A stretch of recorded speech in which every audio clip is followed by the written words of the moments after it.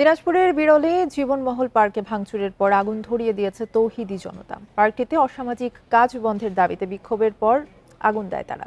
বিকেলে এই ঘটনা ঘটে। স্থানীয়রা জানান, পার্কের লোকজন এবং তৌহিদি জনতা পাল্টাপাল্টি সমাবেশের ডাক দেয়। সমাবেশ শুরুর পর উভয় পক্ষের মধ্যে সংঘর্ষ হয়। এক পর্যায়ে পার্কে ভাঙচুর চালায় জনতা, ধরিয়ে দেয় আগুন। পরে সেনাবাহিনী ও পুলিশ গিয়ে পরিস্থিতি নিয়ন্ত্রণ করে।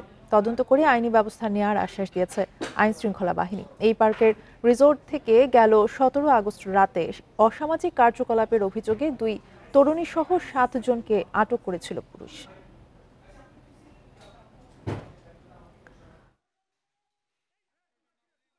সমাজ পরিপন্থী কোনো কার্যকলাপ হলে তা আমরা এটি শক্ত হাতে আমরা এখান থেকে মূলোৎপাটন করে ফেলি। আর এটি মূলত দেখলাম যে ভিতরে অনেক বড় জায়গা, হ্যাঁ, এটি বিনোদন কেন্দ্র। এই নানা রকম পক্ষে বিপক্ষে জনশ্রুতি বা কথাবার্তা রয়েছে, এগুলো আমরা আরেকটু ভালোভাবে খতিয়ে দেখে